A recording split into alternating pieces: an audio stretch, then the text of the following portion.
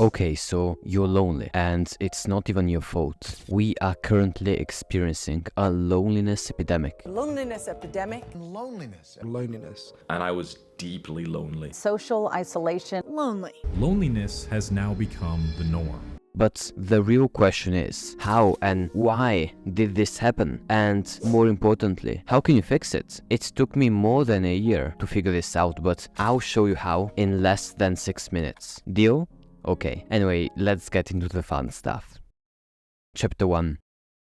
Have you ever wondered why you're so goddamn lonely? And I'm not even talking about being sometimes kinda alone. I'm talking straight up crippling, soul-destroying loneliness. The intense desire to just, I don't know, belong somewhere, anywhere really. Is this you? If yes, don't worry, because I've got you covered, bro. First of all, think about it. How can you stop being lonely? Well, you meet new people, right? The thing is, loneliness absolutely destroys mental health. You know it. When you're home alone, totally alone, it just hits you. You're bored and you want to spend as much time as possible having fun with friends, but you don't have any. So what do? You take your phone and scroll for hours until you kind of forget about the pain. And when you're so messed up mentally, you kind of just want to stay home and just do nothing. But listen up, what makes you think that you're going to meet new people by staying home? Yeah, it sounds kind of stupid when I say it, right? But a lot of people don't realize this. Like, trust me, if you went outside, you'd feel so much more connected to the people around you, and you could speak to strangers, make friendships, connections, find a girlfriend, and so much more. In fact, here's a list of benefits of going outside. Here's also a list of stuff to do outside in case you find excuses not to do it. Now that we got that out of the way, stick around for chapter 2, since everything I've shown you here would be, pretty much useless without knowing it. Chapter 2.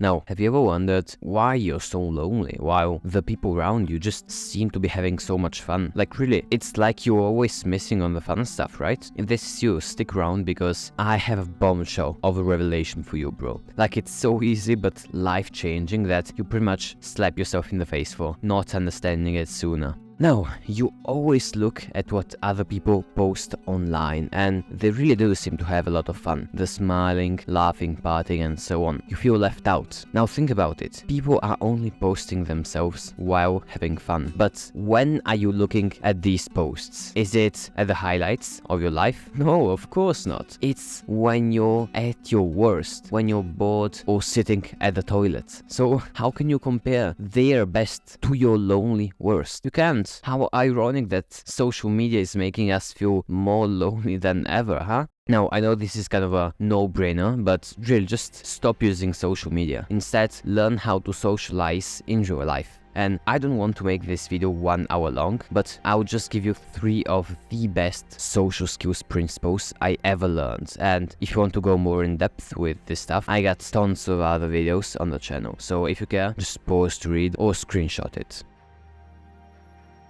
Now, after all of this, check out chapter 3, because without it, you'll really just be motivated to be social for a few hours and then forget about it and stay lonely for pretty much the rest of your life.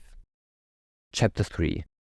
Why does it feel impossible to improve your social skills? Are you the problem, or is it something else? If you've ever been like that, don't worry, cause I've got your back. To be honest, I was once just like you, but then I realized something that pretty much changed my life forever. You see, everywhere you look, there is what I call loneliness propaganda. You got brainwashed. People just glorifying being alone, lonely and introverted everywhere. Don't believe me? Look again. Movies, memes, books, YouTube videos, the whole internet. Hell, even the self-improvement space, which is supposedly anti-mainstream and based false for this stuff. And now you may think, okay, I understand, but what is so bad about being introverted? I'll tell you what is. Introverts are a lie. Why, you may ask? Well, let me tell you. A few years ago, I took a personality test and came out, I think, 80 or 82% introverted. And to be honest, I was kind of content with it. I don't know how someone could be happy to have garbage social skills, but still. Anyway, after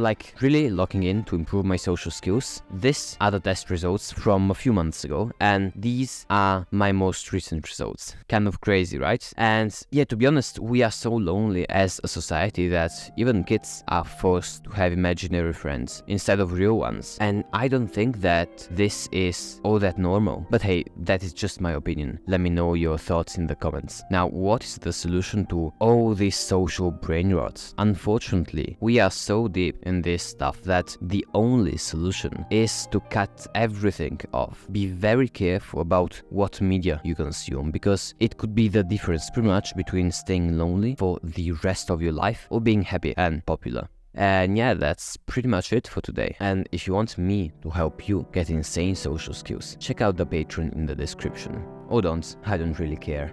You get one-on-one calls with me, tech support with any of your questions, a bonus course, private Discord community, and so much more. And if I don't make you more extroverted in 30 days of buying, I'll just give you a full refund. So yeah, might as well try, right? By the way, here are some testimonials. Feel free to pause the video if you like/care.